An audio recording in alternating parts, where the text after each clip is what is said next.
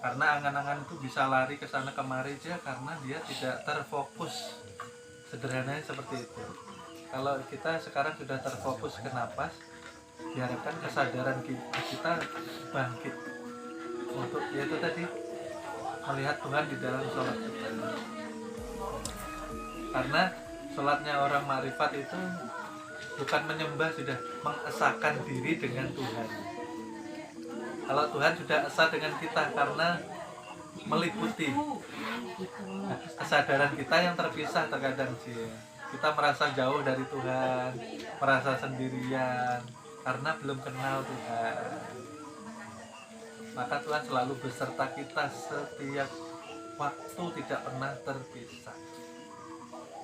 Nah, yang terpisah yaitu tadi yang di dalam kubur mereka masuk tidak mengenal Tuhan, akhirnya celaka, terpisah. Itikat mereka asal dari tanah kembali ke tanah. Ini yang tidak boleh sih.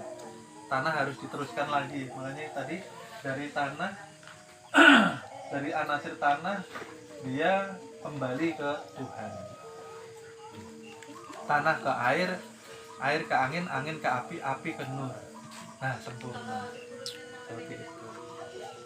Oleh sebab itu jangan sampai jasad kita hancur lebur di kubur. Kasihan sih ya.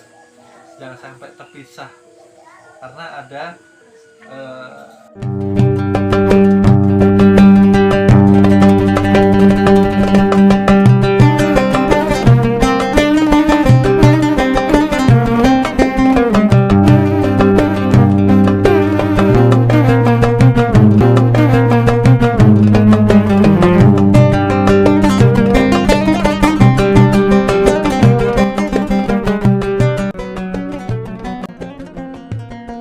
ibadah harus disertai dengan ilmu. Jangan sampai sholat kita sia-sia. Dikatakan sia-sia kenapa? Taat di dalam maksiat merasa kita yang mampu sholat. Itu syirik khafi, syirik yang tersembunyi. Kita yang mampu merasa berdiri, kita yang mampu merasa rukuk, kita yang merasa sujud, dan kita yang mampu duduk.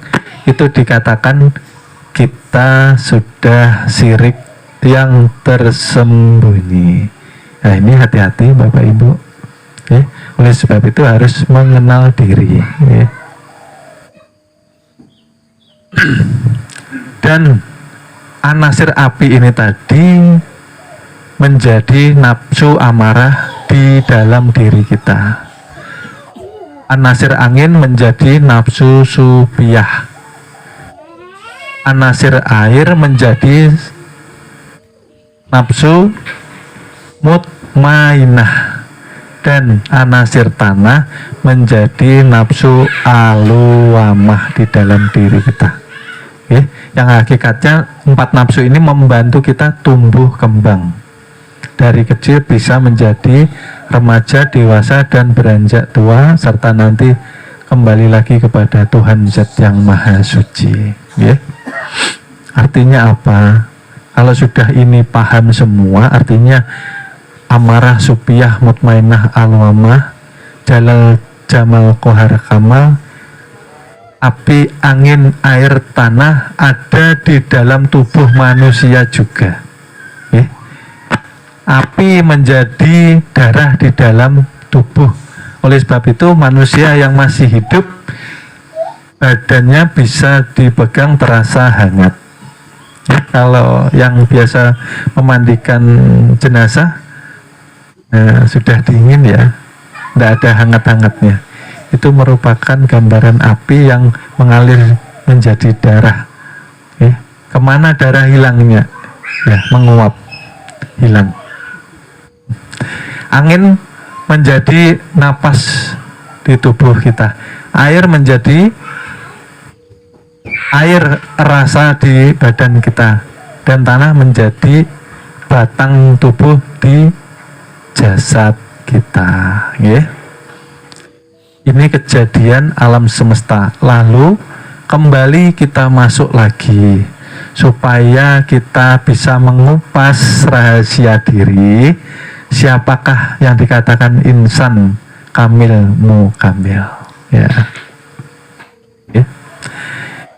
Bahwa untuk mengetahui hakikat insan, maka kenalilah rahasia diri melalui batang tubuh kita. Ya.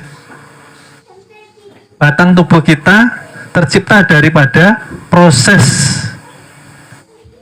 melalui berkumpulnya air rasa ayah dan air rasa ibu masuk ke dalam alam kesucian atau rahim ibu 9 bulan 10 hari. Ya. Prosesnya jasad sempurna, air menjadi manusia, calon bayi sampai umur berkisar 4 bulan. Tuhan membentuk jasad manusia sempurna. Ya. Ini dikatakan melalui proses batang tubuh melalui Nur Muhammad. Kenapa dikatakan Nur Muhammad? Karena di dalam Al-Quran mengatakan bahwa manusia berasal diciptakan dari tanah. Artinya seperti apa? Artinya dari anasir tanah ini tadi masuk anasir air, angin, dan api melalui tumbuh-tumbuhan. Tumbuh-tumbuhan tanpa api maksudnya cahaya. Tanpa cahaya tumbuhnya tidak baik.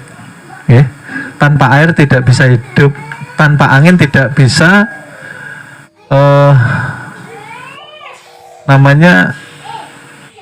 tidak bisa hidup dengan sempurna, tidak bisa bernapas karena tumbuhan juga bernapas. Itu tadi masuk ke dalam anasir tanah, ya, lalu dimunculkan berbagai makanan oleh Tuhan, dikonsumsi ayah dan ibu menjadi air mani. Ya, itu prosesnya. Karena jasad berproses, karena nanti yang menjadi wujud insan bisa terlihat karena adanya tempat syariat atau batang tubuh. Lalu setelah 4 bulan sempurna, maka Tuhan meniupkan ruh daripada dirinya, daripada sisinya kepada si jabang bayi ini tadi. Lalu bayi itu yang tadinya diam tidak bergerak seperti boneka, lalu bisa bergerak. Bisa bergerak artinya sudah ruh ditiupkan, ya. Jadi di sini kita sudah paham, ya, jasad batang tubuh kita berasal dari nur. Nah, berarti bukan berasal dari ayah dan ayah ibu, hanya perantara. Ya, ini kita pahami dulu jasad dari Nur Muhammad, ya. Lalu ditiupkan ruh. Ketika ruh masuk ke batang tubuh, namanya nyawa. Ya, berganti nama. Nyawa bisa bergerak karena ada daya hidup, ternyata hayat yang menguasai batang tubuh jasad badan jasmani manusia. Lalu kita gali lagi, siapa yang memberikan hayat ini kemampuan untuk hidup? Ternyata Nur Muhammad, ya. Nur Muhammad inilah Bapak Ibu yang dikatakan Habibullah. Nur Muhammad inilah yang dikatakan kekasihnya Allah. Nur Muhammadlah inilah yang sudah pernah bertemu dengan Allah. Nur Muhammad inilah yang dikatakan hakikat mursyid Rabbani, karena menjadi wasilah untuk kita bisa berjumpa dengan Tuhan. Ya. Lalu kita gali kembali, ya. Dari mana hakikat Nur Muhammad yang dikatakan sifat ini tadi? Nah, hakikat Nur Muhammad yang dikatakan sifat nyatanya berasal dari nurnya Nurnya Allah. Nurnya Allah inilah tajalli daripada Tuhan. Inilah timbul syahadat asyhadu alla ilaha illallah, bahwa Tuhan jangan engkau cari lagi, karena sudah tajalli melalui nur Allah yang dikatakan zat. Wa asyhadu anna,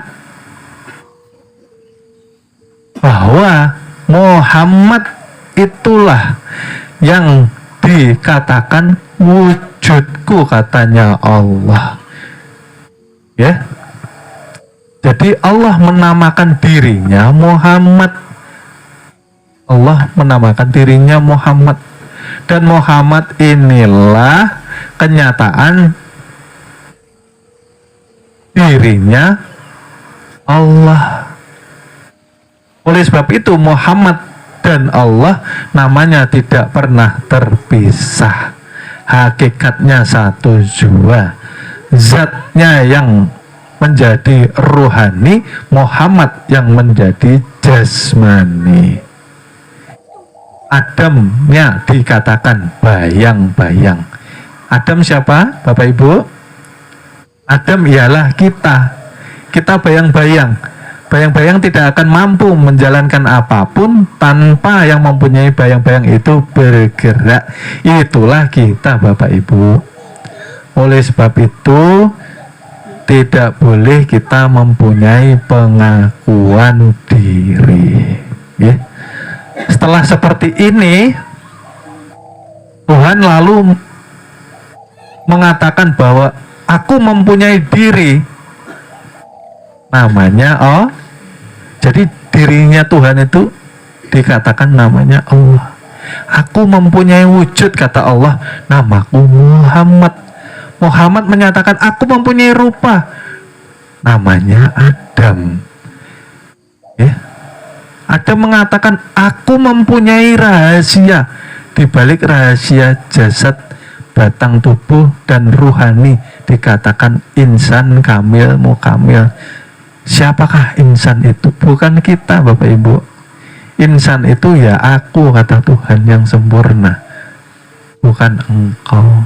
Oleh sebab itu kemanapun engkau menghadap, di situ ada wajah tuh. Kenapa? Aku selalu menyertaimu kemanapun engkau berada. Karena kemanapun engkau bergerak, aku yang menggerakkan. Dimanapun engkau melihat, aku yang melihatkan. Ya? Itulah dikatakan yang dahulu kita sudah jelaskan. Kita harus menilik ilmu benih. Ya, ilmu benih itu seperti apa? Ketika kita menanam biji mangga, ketika sudah tumbuh batangnya, maka hilanglah biji itu tadi, menjadi batang, ranting, daun. Oleh sebab itu tidak akan bisa kita menemukan lagi biji mangga. Caranya seperti apa supaya nampak mangganya? Kita tunggu Ibu. Ya Allah. Nah, pahamkah? Itulah kiasan syahadat asyhadu alla ilaha illallah. Jangan lagi cari Tuhan.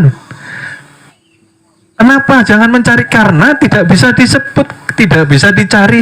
Kalau yang dicari itu ada barangnya, ada karena Tuhan sudah tajalli kepada nur Allah menjadi zat.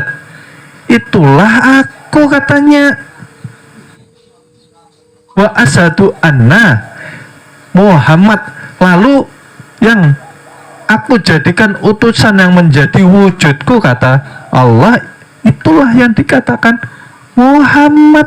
Nah, inilah dikatakan Muhammad Haki. Mohon maaf, akan kami lanjut ke episode berikutnya. Terima kasih.